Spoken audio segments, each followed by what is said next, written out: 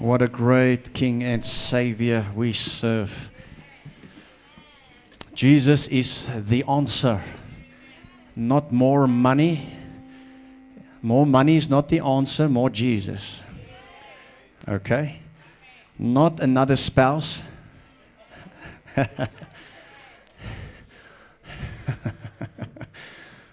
Not an affair. An affair is not going to fulfill you.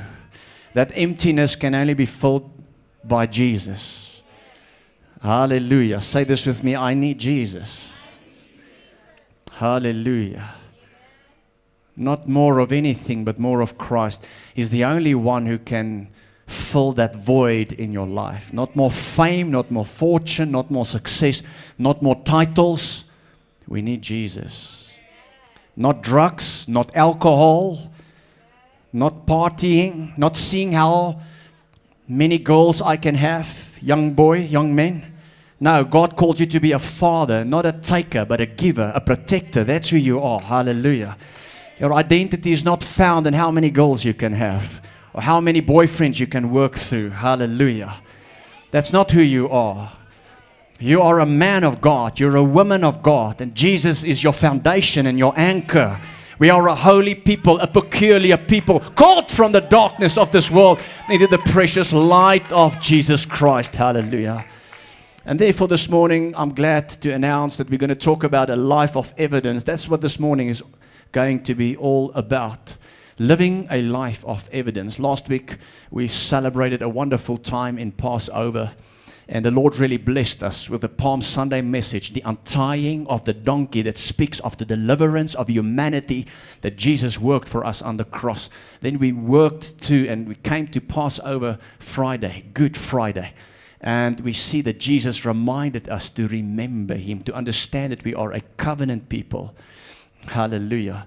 Living for His worship, and remember how that covenant came about through the shedding of His blood on the cross. And then Sunday morning was Resurrection Sunday. Hallelujah.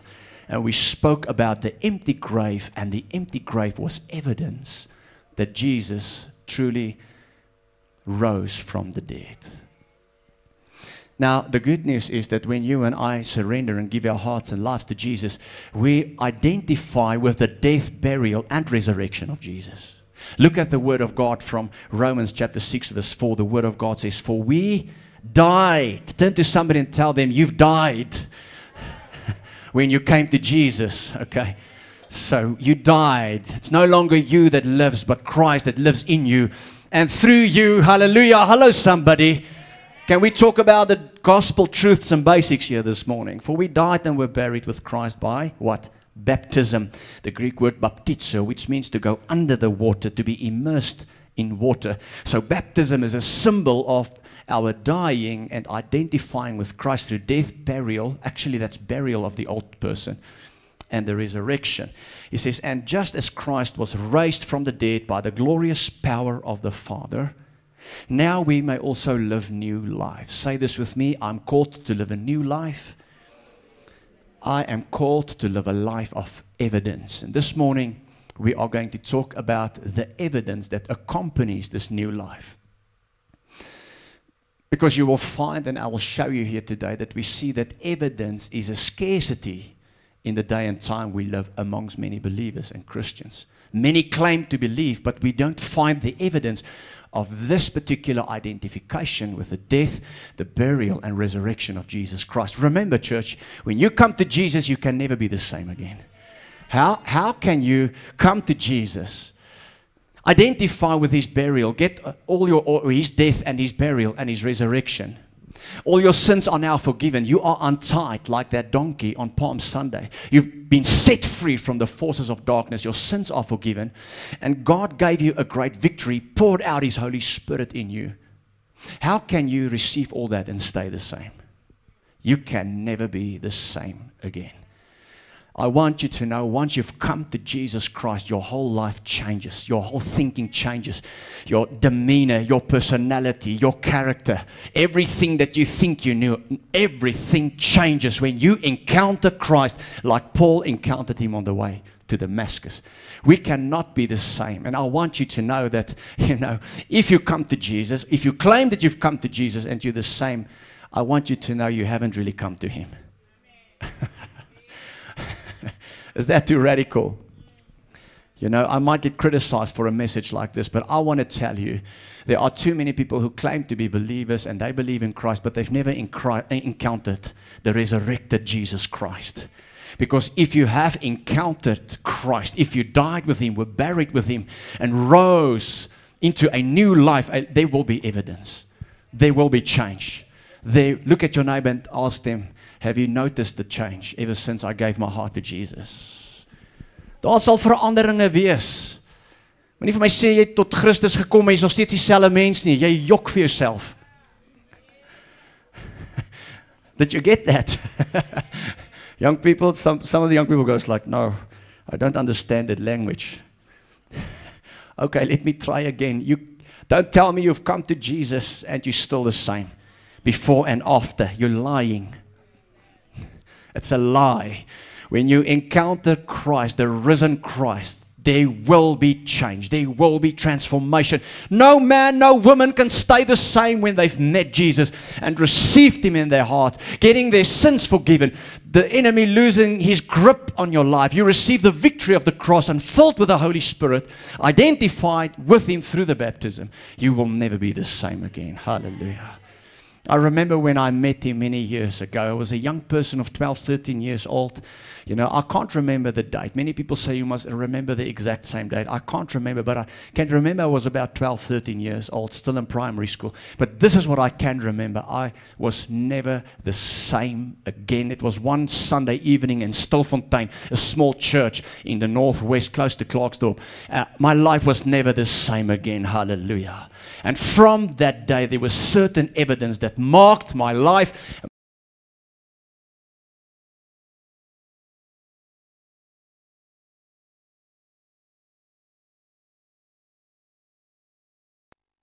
Joy, joy, joy. There we go. Hallelujah. Quickly turn to one or two people and ask them, where's the proof? You say you're a believer. So what proof have you got?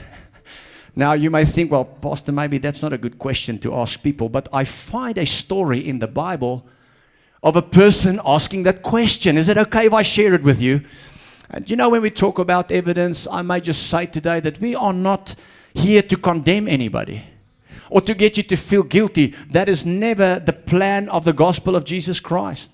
So it's not to condemn or get you to feel guilty, but it is to encourage you to live a life marked with evidence. It's to encourage you this morning to say, Lord, I need to live this kind of life because I have identified with Jesus Christ, death, burial, and resurrection. So here Paul comes and he finds himself in a scenario. And Paul was a missionary. He worked for Jesus, and his mission in life was to get people saved. By the way, there's one scripture we haven't mentioned. Paul also said to the Corinthian church in 2 Corinthians chapter 5, verse 17, he made it so clear. He says, if anyone is in Christ, he's a new creation. Talking about there has to be changed. So you changed from the old to the new. The old way of doing marriage, the old way of raising your kids, the old way of working with your finances, the old way of enjoying your life on Friday and Saturday evenings, young people and old people. Everything changed, hallelujah.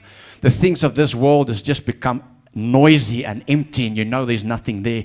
So Paul said to the Corinthians in 2 Corinthians 5:17, if anyone is in Christ, he's a new creation. Old things have passed away.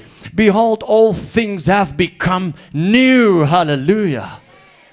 So I'm asking today, and as a church, and as believers, we must ask, what is the new? Are we really living the new? Where is the evidence of the new? And I'm going to share with you just 3 proofs today of that will show up in your life. If you really came to Jesus, if you really encountered Him, we're going to look at that. And it's crucial to look at that because Paul was also asking the question of evidence when he spoke to some Ephesian believers. And through this message, you will find today that we know a lot of people who are exactly like these Ephesian believers. They sit around our family tables, they're in our friend circle, they're on our social media groups, they are our colleagues, they are workers, they are our employers. You will find a lot of similarities between the people you know and the people of Ephesus that Paul encountered, who claim that they believe in God.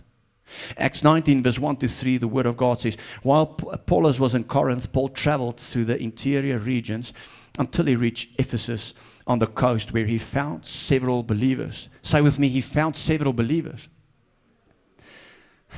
So a believer, and you know, if you look at different translations, some translations even say that he encountered disciples, believers, people who claim that we believe in God. How many people do you and I know that claim they believe in God, that claim that they're religious, that claim that they believe in Jesus Christ? So Paul encountered them. The Bible says he encountered several believers.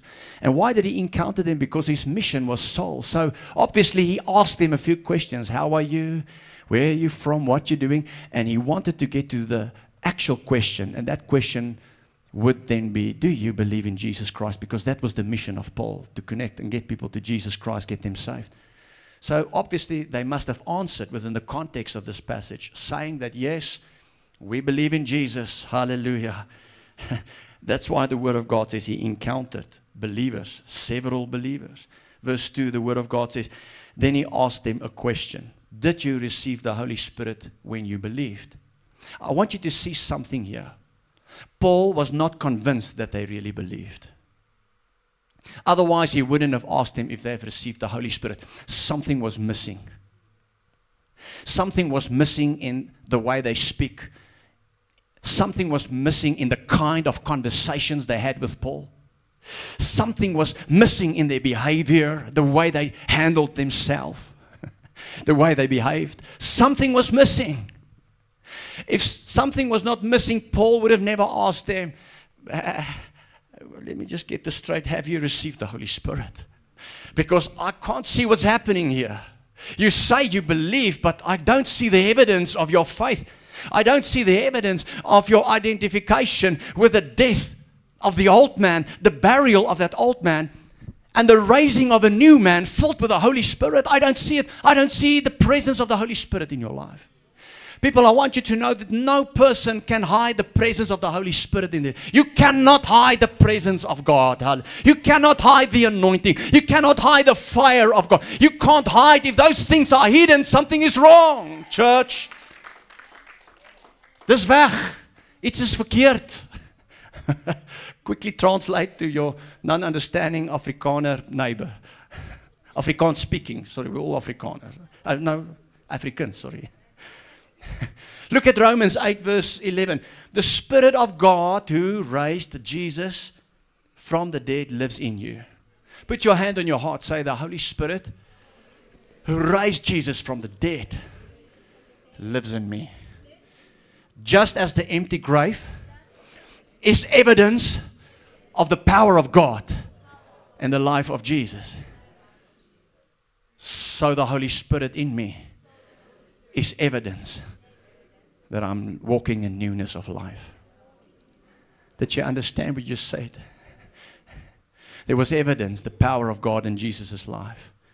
So when you come to Christ and you're filled with the Holy Spirit, there will be evidence in your life. There has to be evidence. You can't hide the evidence. Paul was looking for the evidence. And you see, Paul wanted and asked two questions here, two very crucial questions that we also have to ask. He asked them, well, have you received the Holy Spirit? Something's wrong. Unless you're hiding Him, unless you're hiding it, something is wrong. He says, so he asked them, did you receive the Holy Spirit when you believed? It's a valid question for this generation of believers. Have you received the Holy Spirit when you believed? You see, because a lot believe, but they don't know the Holy Spirit. A lot believe, but they've never been filled with the Holy Spirit. A lot believe and been filled with the Holy Spirit, but they're not led by the Spirit of God anymore. A lot speak in tongues, and they're not led by the Holy Spirit anymore. So, he says, no, they replied, we haven't even heard that there's a Holy Spirit. It's so sad, you know, that many groups and groups of believers all over the world, they will tell you they know about the Holy Spirit, but they've never really had an encounter. They're not in fellowship with Him. And there are many people who just know about Him, but that's all. They just know about Him. But it's so crucial because it's the Holy Spirit that does the work of regeneration in your heart. It's the Holy Spirit, that same Spirit that raised Jesus from the dead, that lives on the inside of us and that raises us into living a newness of life. Without the Holy Spirit, there will be no evidence of your conversion. No evidence. So you can have a mind conversion but not have a heart conversion. That's called religion. Too many people are into religion, but they've never had a Jesus encounter. They were never filled by the Holy Spirit, but they believe. But when they talk, when they do, when they act, you can see, no, something is wrong. And the question is, have you received the Holy Spirit when you believed? So Paul was he was looking for evidence. He couldn't find it, and he asked two crucial questions. And then he said, so then if you haven't even heard about the Holy Spirit, then obviously something went wrong with your baptism. Why did he ask about the baptism? Because the baptism is the public confession that I have died with Christ. I was buried with Christ, like He was buried in that tomb for 3 days. And I raised like Christ was resurrected by the power of the Holy Spirit. That's the question of baptism. Baptism is not just something we do and now we've ticked all the boxes. Baptism has such great significance. Can I ask you, have you been baptized? Can I ask? I mean, it's a valid question. Have you been baptized? Have you been filled with the Holy Spirit? How does your conversion process look like? Because something went wrong in the conversion process of the Ephesians, and therefore they lacked evidence of the power of God in their lives. They were undercover Christians. They were 007 Christians. So Paul was scratching his head. You say you believe in Jesus? There's that emoji. That you know that emoji. Really? Emoji. Really? Okay, scratch. Something is wrong. Yeah. The way you talk, the way you behave yourself, your behavior, the way you think, the language that's coming from your mouth. The way you behave there at the sports field where your children is doing sports and you're not happy with the decision of the ref, the things you say, the things you plan. Okay. Have you received the Holy Spirit when you came to Jesus? Let's start at the beginning, hallelujah, because I'm not seeing Jesus here. I'm not seeing signs. I'm not seeing evidence. I'm not seeing the new life. Scratch. If any man is in Christ, behold, all things have passed away. Behold, everything has become new. I don't see the new. Scratch. Okay, let's start from the beginning. What happened with your conversion process? Did you really come to Jesus? Or do you just have knowledge of Him and made a mechanical decision and you went through the systems? Or did you have an encounter? Because if you've had an encounter, whoo, my Jesus, you can never be the same again. I don't care if you've backslide. I don't care where you go in life. I don't care what mistake you do. But the day you've given your heart and life to Jesus, you can never be the same again after that. You may drift. You may make mistakes. You may wander, drifting in life. Doesn't matter. You can never be the same again. And there will be evidence. And talking about evidence, I just want to mention 3 proofs maybe this morning. That's concrete evidence that we must find in our own lives. Because we can't be the same. And the God we serve is not a religious God. He's a personal God that does what He says. And we need to look for things in our lives and open our hearts and ask God to help us. Because here's the thing, church. It is a life of evidence that make you purposeful. A life of evidence makes us purposeful and glorifies God. Say this with me. A life of evidence is serving my purpose and glorifying God. Jesus sent those 2 disciples to untie that donkey, to serve its real purpose, its higher call, and to bring glory to Jesus. That is the metaphor of the ministry of Jesus Christ, the untying of the donkey. If you weren't here on Palm Sunday, please go listen to that message. And please share that message. I believe that message is needed in the body of Christ. I believe too many Christians are bound by this world, bound by the system, bound by the old man, hallelujah. And they live lives without evidence and proof. But yet it is that evidence. It is that evidence that makes you purposeful and glorifies God. So let's just look at 3 proofs this morning. Number 1, power. Jesus said in Acts chapter 1, so Paul was speaking to the Ephesian believers, and he couldn't find proof. He couldn't find any proof. And there was no talk of the power of God. And here's what he couldn't find. Jesus said in Acts chapter 1 verse 8, he says, but you shall receive power when the Holy Spirit comes upon you. Some people, cessationist teaching says that the power of the Holy Spirit ceased with the apostolic age. In other words, it did not continue after the apostles. But yet Peter very clearly says in Acts chapter 2 that the promise of the Holy Spirit is for you and your children and your children's children and those generations far after you. So that's a lie. It's a false. Cessationist is a false doctrine. You shall receive power. The word power is the word dynamis. It means miraculous powers, deeds, strength, might, ability. Why do we need power? To see signs and wonders? No, to be effective witnesses for Jesus Christ. Can I say that again? I find ministries now, they're chasing signs, wonders, miracles, signs, wonders, miracles. But yet you must understand the purpose of power. The purpose of power is to make you an effective witness for Christ. So this is what power then do in your life. And this is where we look for the evidence. Power will change you and transform you. Power will give you revelation of the Word of God. You can study the Word of God.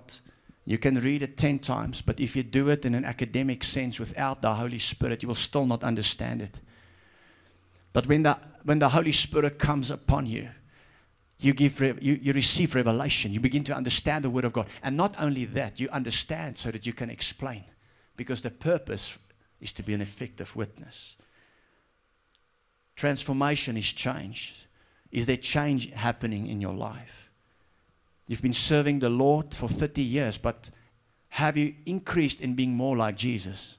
Or for 1 year, or for the last 6 months? Revelation, manifestation. 1 Corinthians 4:20 says, for the kingdom of God is not just a lot of talk. The kingdom of God is living by God's dunamis, the power of God. I often speak to people and hear testimonies of what God has done. Some are healed, some received a job. Some come and testify of the good that's happening in their family. So there's signs, there's manifestations. I've seen manifestations of the supernatural in my own life. Signs, wonders, and miracles, they are there. And they help us to be more effective witnesses for Christ. That is evidence. As Paul was talking to the Ephesian believers, he couldn't find any testimony, any trace of the power of God. He couldn't find that they had revelation knowledge of the Word of God. There was no change. They were still just like the world. They talked just like the world. The same things that interest the world still interest them. Their whole life was just surrounded and centered about what the world has to offer. But there was no sign of the supernatural.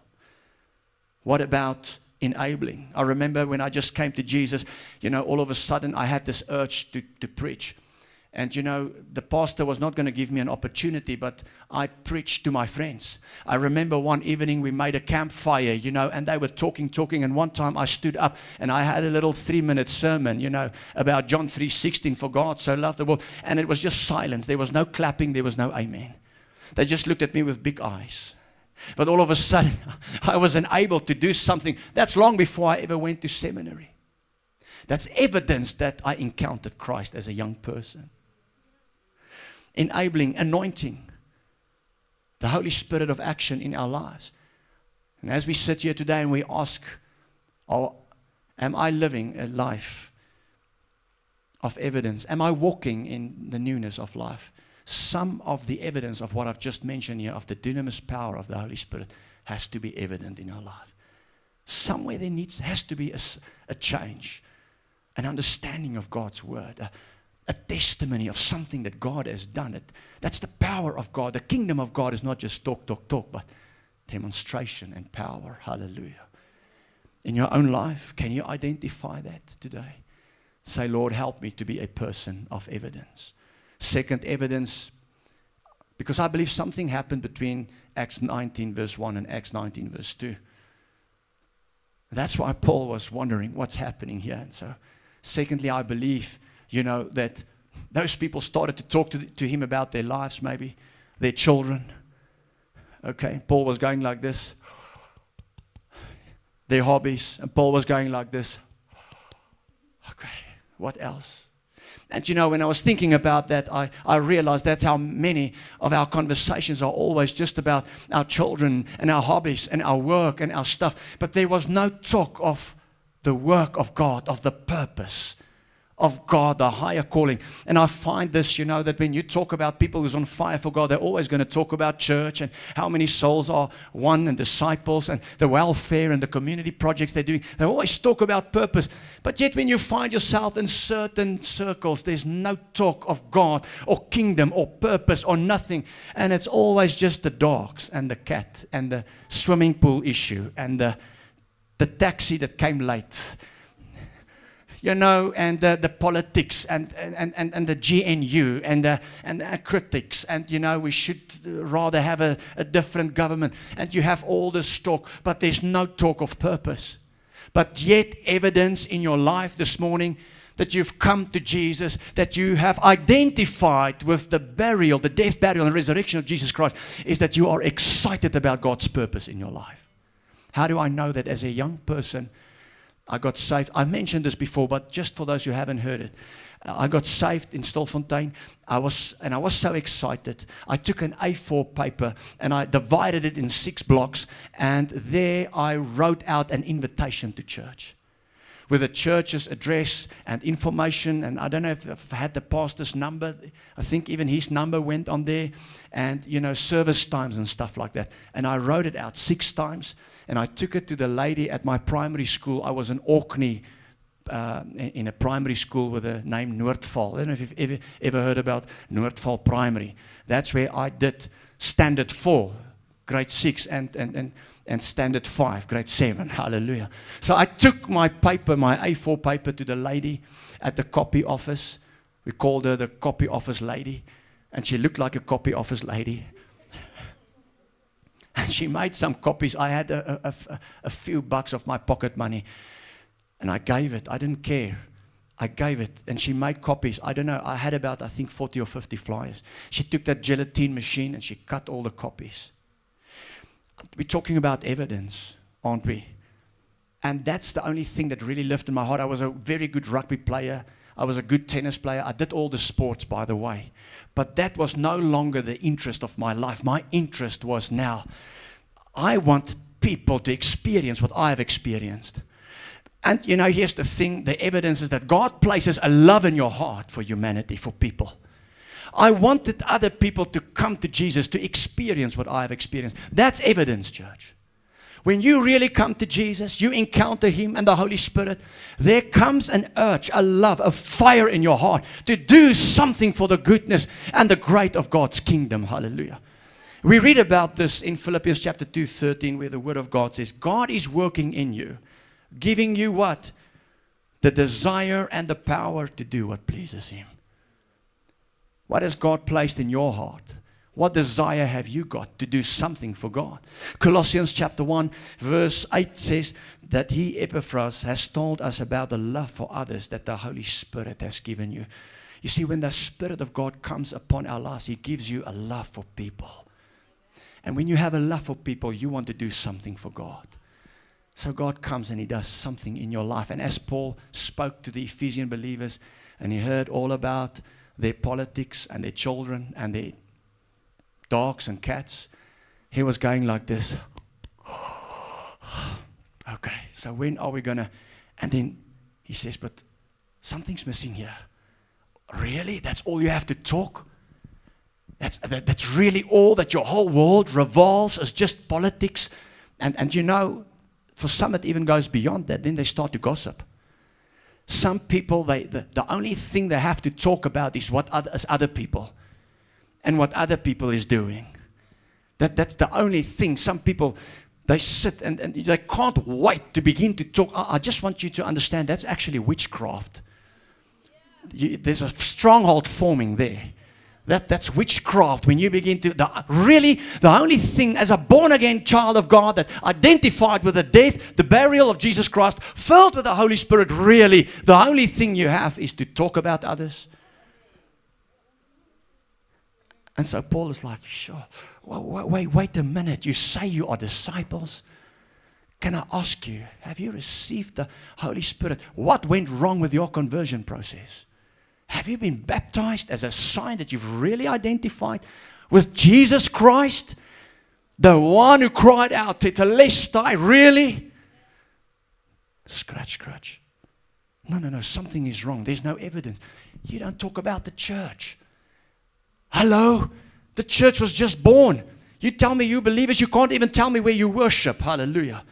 I ask you what your reverend's name is and you go like, oh, I don't know, but can I tell you about our government? That I know everything about. Can I tell you about the problems? And look, problems we have, and problems, the church is the answer to that problems through Jesus Christ. So when we talk about problems and tackle them, that's something else. But there was a lack of purpose.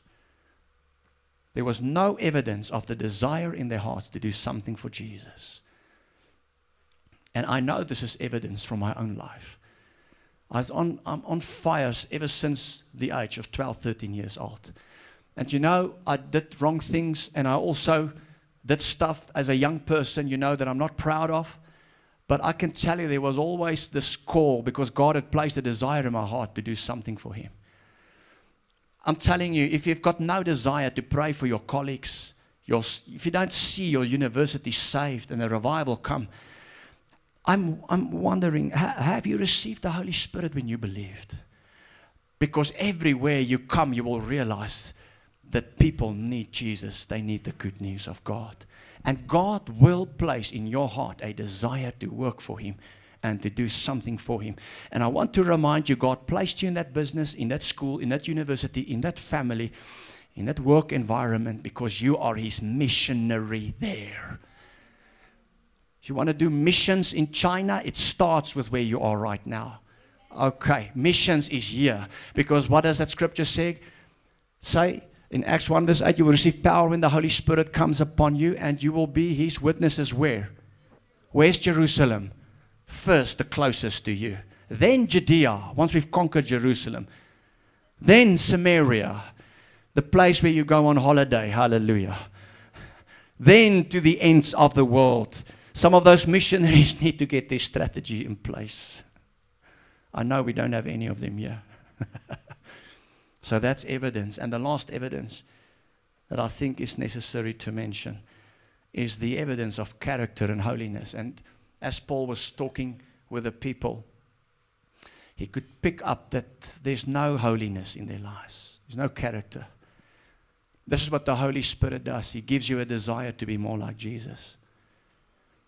He gives you a desire to be more like Christ, a desire to be holy, to get rid of the wrong in your life. And not only does He give you the desire, He empowers you, because you cannot conquer sin in your own power. That's where many people make a mistake. They try to be better, and they try to do stuff and get rid of wrong in their lives, and they try to do it from their own. But you see, you need the Holy Spirit. Hallelujah. Only He can help you. Are you with me, church? I say only the Holy Spirit can help you live a holy life. Not only does He give you the desire to live holy, but He also empowers you to live holy. So Paul is listening to these people, and you know, and he looks at the way they behave, and he's not condemning them, but they've just claimed that they are followers of Jesus, and he's wondering, but where is the evidence of a Christ-like character? You see, there's a difference to be a believer, between being a believer and a disciple. Many people believe, but few are disciples. We were called to be like, to live like, and to love like Jesus Christ. So the question is a question of transformation. Has there been any change in your life since you've come to Jesus? Have you grown spiritually? Are you more like Him? And one way to measure that comes from Galatians 5, verse 22 to 23, where the Word of God says that the Holy Spirit produces this kind of fruit in our lives.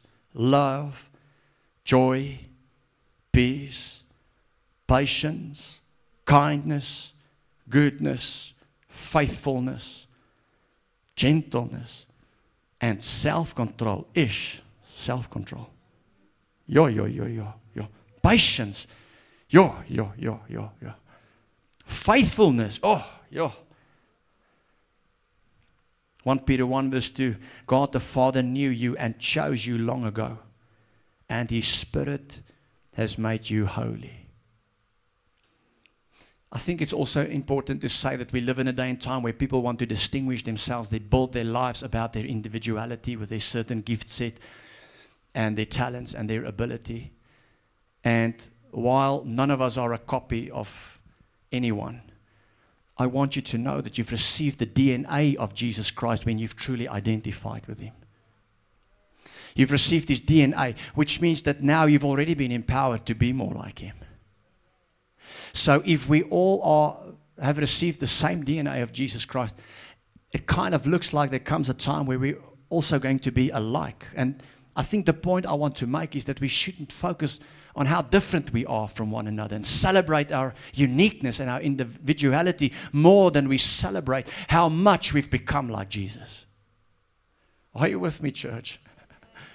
So it's not about how unique we are as individuals, but it's all about how much we are like Jesus in this world. And, you know, yesterday I was at a sports match. I don't want to say the kind of sport because maybe somebody knows the people that I was there with. And they are like the believers of Ephesus. Do you believe? Yes, we believe. Jesus, Jesus, hallelujah. You know, and they want to do stuff for God. And we're cheering and shouting, you know. And then all of a sudden, these Ephesus believers. How many of you know some Ephesus believers? Okay. Now, we don't want to put up our hands because we kind of feel like we're also part of that Ephesus group from time to time. Hallelujah. You know, so we can't condemn. And again, this is not a message to condemn. It's a message to show you who you are, to be purposeful. It's a message to show you what you're becoming, what the new life in Christ looks like, church. Are you with me? It's not a condemning message. It's a message that says, yes, Lord, more of you. Hallelujah. So anyway, while we're standing there, this one lady has an outburst. But she's an Ephesus believer, so she believes Jesus, Jesus, hallelujah. And with that is all the language and all the behavior. And I'm standing there and I'm saying, Lord, I know I'm not perfect, but is this really a believer? Been serving the Lord for a long time because we know them a little bit, for a very long time, you know. But there's nothing, I couldn't find anything of the nature, the DNA, and the character, the likeness of Christ there. How many of you can relate with that lady here this morning? When we look at our own lives and say, when here at church I look holy, but when I go home, hallelujah, that's a different story. That's a different story. No, church. Love, joy, peace, faithfulness, self-control, gentleness, kindness, goodness. We are like Christ. We were called to be like, to live like, to love like Him. We were not called to be believers. Demons believe and shudder. We are called to be disciples of Christ, living lives of power, living lives of purpose, and living lives of Christ-like character. Christ-like Christian. Hallelujah. Look at the Christian sitting next to you and tell them, how's it going with the Christ-likeness? Is there evidence there? Is the evidence there? What if you would like to tell Paul this morning, I'm a believer. I serve there at JFN Ministries. And then you begin to speak and you begin to behave. And Paul goes like this, scratch, scratch, scratches. Have you received the Holy Spirit when you believed? Have you really? Have you really identified with the death, the burial, and the resurrection of Christ? Have you received the Holy Spirit? I don't know. May God give us a desire to live lives of evidence this morning. We look at that empty grave again and we see that it was the power of the Holy Spirit who raised Jesus up. And that empty grave became evidence of His life. And when we are raised with Christ Jesus, there has to be evidence in our lives of what the Holy Spirit has done. If you believe it, shout amen. Give Jesus a big praise. Hallelujah. Let's look at the time before we conclude. I want to conclude with this story. Look at how important evidence is. John 20:27. We will read it just now, but here's what I want to say.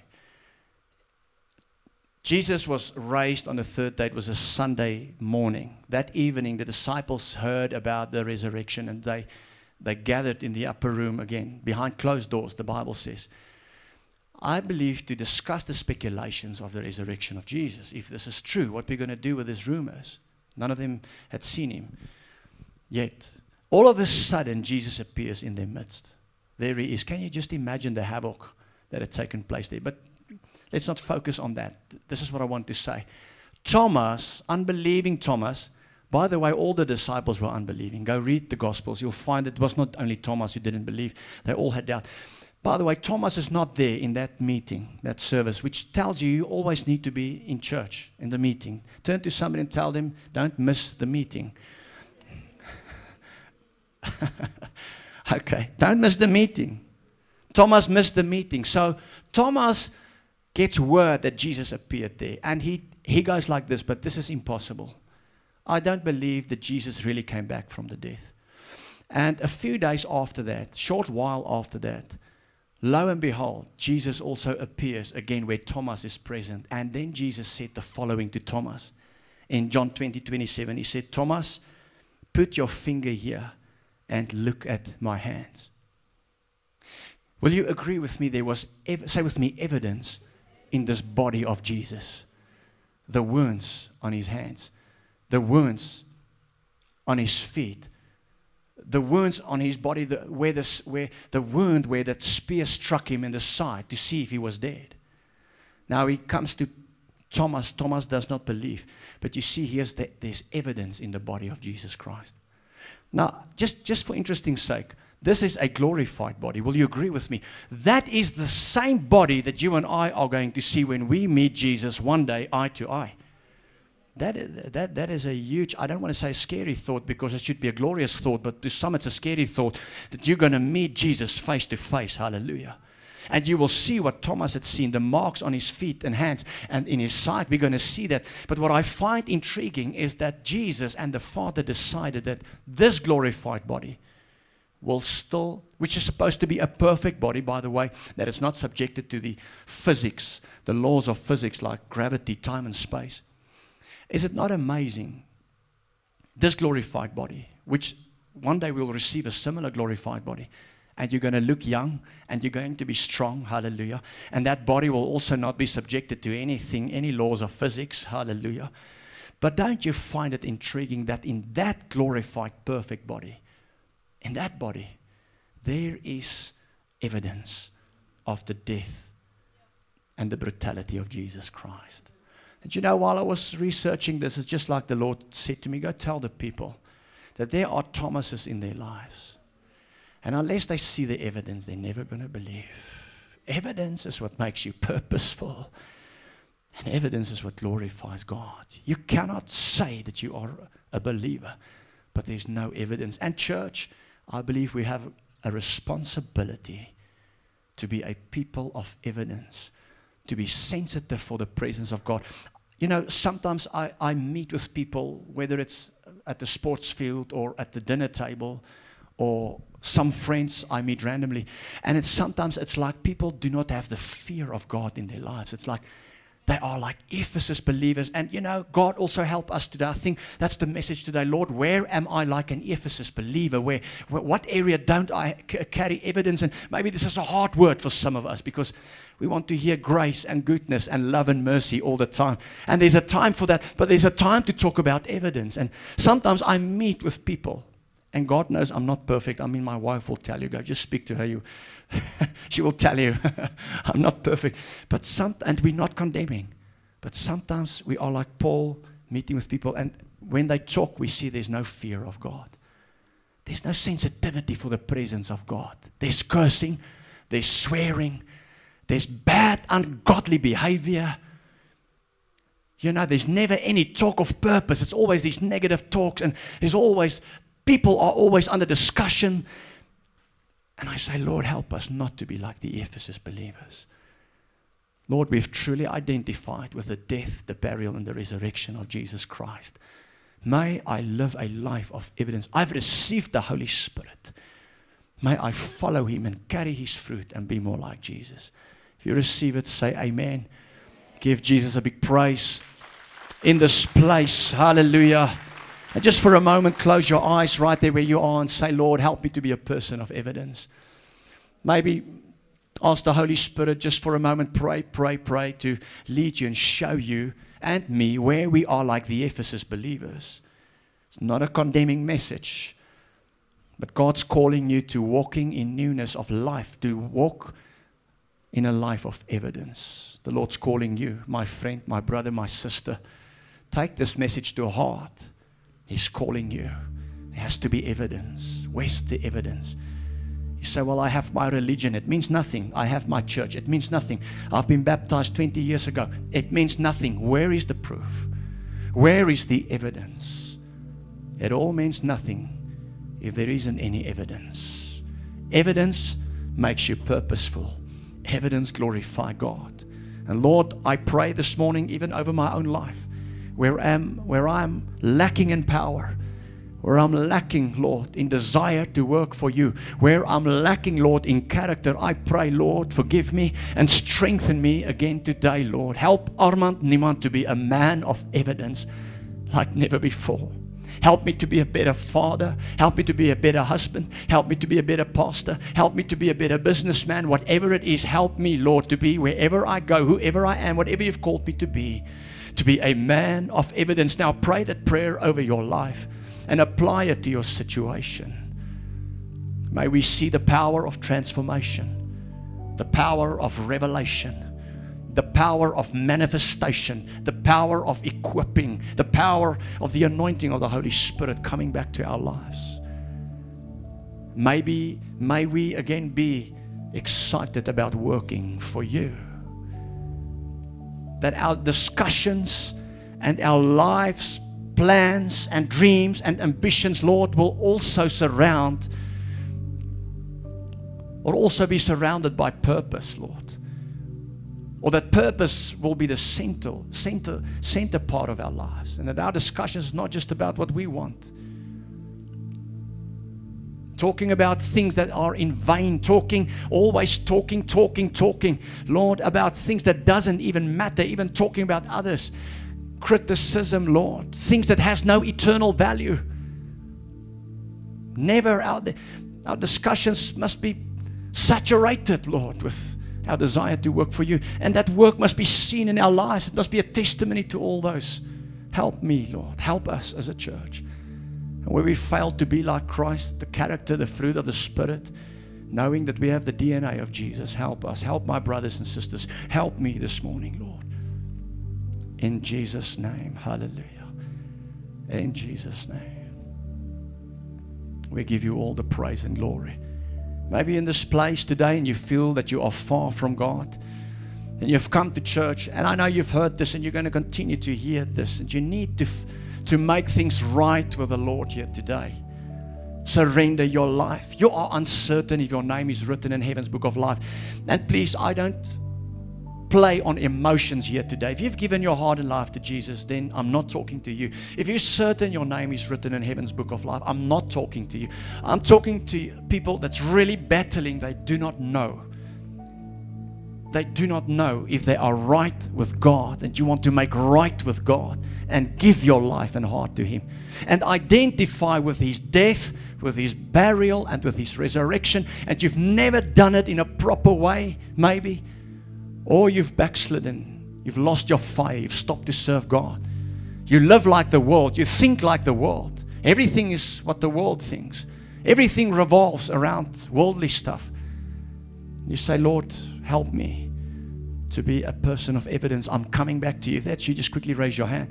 I just want to pray with you. If the Holy Spirit speaks to you, it's very simple. The Holy Spirit speaks and you obey. Hallelujah. And you obey quickly. And God speaks to you, and we pray together, and God changes your life. Just pray this prayer after me right there where you're sitting. Say, Father God, and can we ask the whole church to pray this together with these people? Father God, I come to you. I'm sorry for my sins, transgressions, iniquities. Lord Jesus, I surrender to you. I need you. I proclaim with my mouth, believe in my heart that you're the Son of God. Lord, I pray, help me that I will not be like an Ephesus believer, but that I will be a person of evidence. May your power come back. May your purpose for my life be restored. Restore your desire to work for you. Restore your love in my heart for people, Lord. May I be more like Jesus and bear the fruit of the Spirit of God. Here's my life. I declare that I am a person of evidence. In Jesus' name. In Jesus' name. And God's people say amen. And give Him praise. Give Him praise. Give Him praise. Give Him praise. Give Him praise. Turn to somebody and tell them, no more Ephesus believers, but a people of evidence. Turn to your other neighbor, tell them, I'm a person of evidence. In my life, you will see power. You will hear about my purpose in this world. And if you look closely, you will see something of Jesus in me.